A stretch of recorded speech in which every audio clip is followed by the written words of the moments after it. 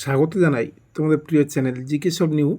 RRB NTPC group D ও PSC SSC জিডির জন্য ভারতীয় সংবিধান থেকে ভারতীয় সংবিধান বিভিন্ন উৎস সম্পর্কে একটি তালিকা দেওয়া হলো। ভারত শাসন আইন 1935, গৃহীত বিষয়সমূহ: যুক্তরাষ্ট্রীয় কাঠামো, যুক্তরাষ্ট্রীয় বিচার ব্যবস্থা ক্ষমতা, রাজ্যপাল। সোভিয়েত রাশিয়া থেকে নেওয়া হয়েছে মৌলিক কর্তব্য, পঞ্চবার্ষিকী পরিকল্পনা ও ন্যায় বিচার।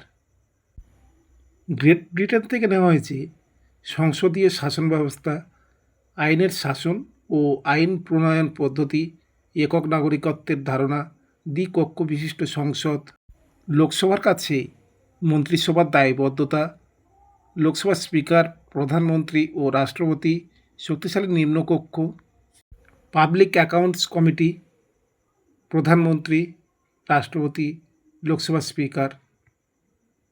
মার্কিন যুক্তরাষ্ট্র থেকে নেওয়া হয়েছে প্রস্তাবনা, মৌলিক অধিকার ও বিচার ব্যবস্থার স্বাধীনতা, বিচার বিভাগীয় পুনর্বিবেচনা, সুপ্রিম কোর্ট ও হাইকোর্টের বিচারপতিদের অপসারণ পদ্ধতি, রাজ্যসভার চেয়ারম্যান রূপে উপরাষ্ট্রপতি, অঙ্গরাজ্যের শাসন ব্যবস্থা।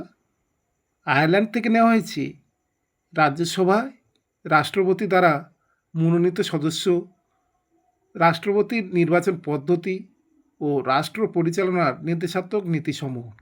অস্ট্রেলিয়া থেকে নেওয়া হয়েছে যুগ্ম তালিকা, প্রস্তাবনার ভাষা, ব্যবসা বাণিজ্য সংক্রান্ত নিয়ম বা বিধি, যৌথ অধিবেশন।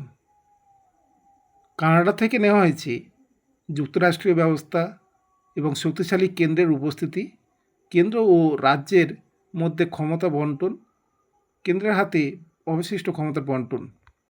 দক্ষিণ আফ্রিকা থেকে নেওয়া হয়েছে সংবিধান সংশোধন পদ্ধতি।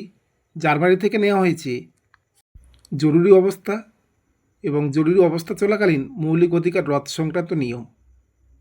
সুইডেন থেকে নেওয়া হয়েছে লোকপাল সম্পর্কিত ধারণা। জাপান থেকে নেওয়া হয়েছে সুপ্রিম কোর্টের কার্য পরিচালনা নিয়মাবলী। আজকের ভারতের সংবিধানের বিভিন্ন উৎস সম্পর্কে আলোচনা করা হলো। ভালো লাগলে লাইক ও সাবস্ক্রাইব করে দিও। তোমাদের একটা লাইক আমাদেরকে উৎসাহ বাড়ায়। পরে কোন বিষয়ে আলোচনা হবে তা কমেন্টে জানাও।